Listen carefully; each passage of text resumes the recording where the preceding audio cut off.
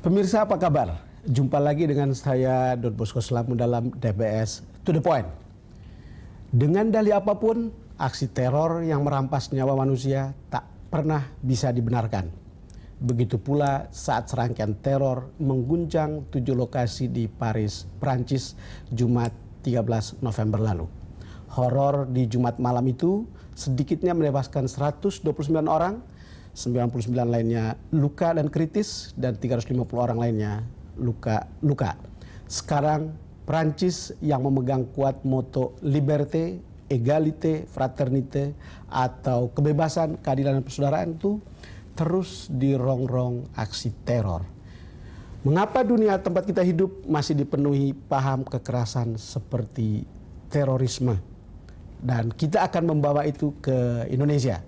Saya mengundang Sydney Jones, seorang peneliti konflik dari IPAC yang mendalami terorisme dan gerakan teror dan konflik khususnya di Asia Tenggara. Sydney, terima kasih sudah hadir di DBS To The Point. Terima kasih. Sebelumnya kita lihat dulu paket berikut.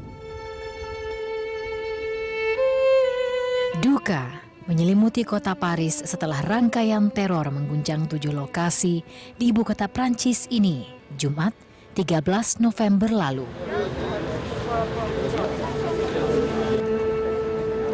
Yang diserang mulai dari bar Le Carillon hingga stadion Stade de France, tempat berlangsungnya laga persahabatan antara tim sepak bola Prancis kontra Jerman. Teror di Jumat hitam itu disebut-sebut merupakan kejadian paling mematikan di Prancis setelah Perang Dunia Kedua.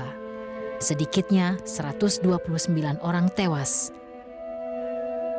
Korban kritis mencapai 99 orang dan 300-an lainnya luka-luka. Teror di salah satu pusat kebudayaan Eropa ini sekali lagi menunjukkan ideologi teror yang masih menghantui dunia beradab, dari barat ke timur dan dari utara ke selatan. Apa yang Anda pikirkan dan rasakan ketika mendengar atau menonton berita teror yang terjadi di Paris? Waktu saya pertama kali dengar dan pertama kali saya lihat di Twitter, saya langsung yakin bahwa pasti ISIS. Langsung yakin pasti ISIS. Mengapa Anda langsung yakin bahwa itu ISIS? Karena selama beberapa bulan sebelumnya kita sudah melihat ada aksi serupa di Tunisia. Di Tunisia ya? Ada di Ankara, Turki. Ada di Beirut 1 hari sebelumnya. Ada pesawat Rusia yang diduga dibom oleh ISIS.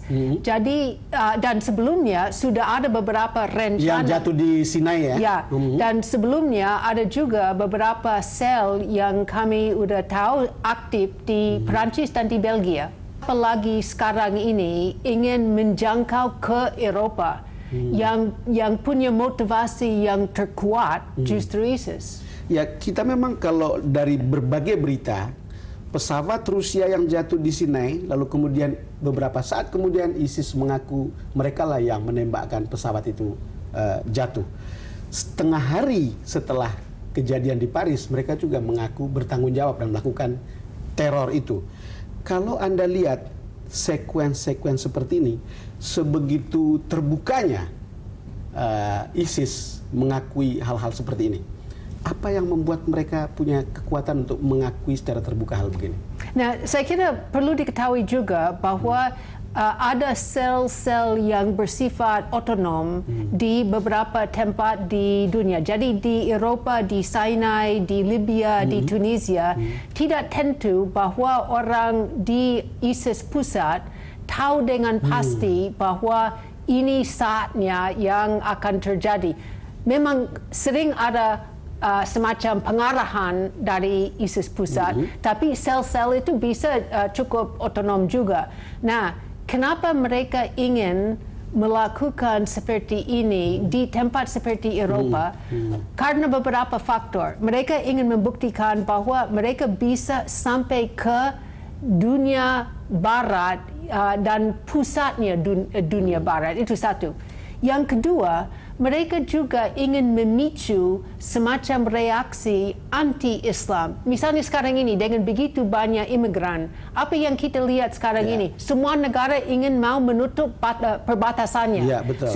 Dan dengan reaksi anti-Islam dari negara-negara Barat, kemungkinan bahwa radikalisasi pemuda-pemuda dari komunitas Islam di Eropa bisa tambah terus, dan radikalisasi itu justru diperlukan dan diharapkan oleh organisasi seperti ISIS. Oh, Ibu Sydney sudah berbicara dan membuat saya berpikir bahwa tentu ada pesan yang mau disampaikan dari cara mereka melakukannya, dari tempat mereka melakukan itu, misalnya Paris. Dulu juga kita bicara soal WTC di New York itu sebagai sebuah pusat tempat perdagangan dunia. Lalu kemudian sekarang di Paris, dan itu dilakukan di sebuah tempat yang kalau itu dilakukan di situ itu seperti amplify-nya begitu besar ke seluruh dunia. Tadi Ibu mengatakan mau menyampaikan kurang lebih menunjukkan atau pesan lah begitu, pesan untuk kemudian meningkatkan radikalisme. Begitu kira-kira? Jadi ada beberapa pesan yang mereka ingin sampaikan.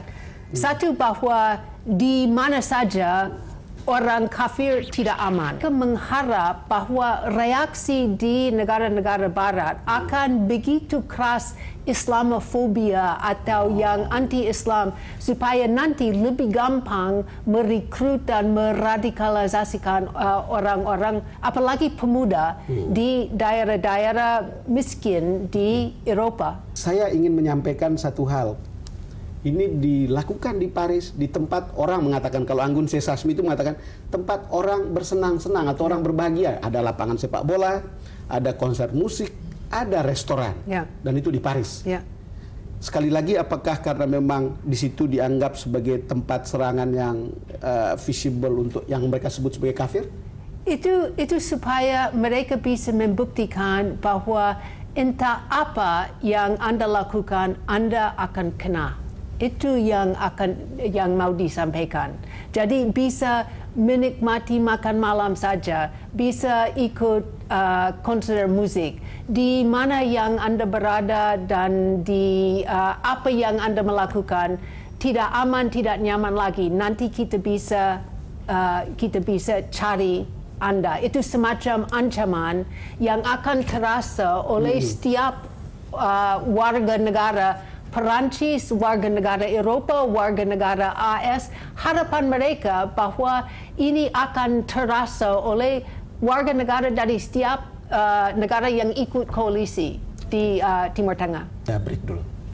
Pemirsa, kita akan kembali lagi selepas jeda berikut.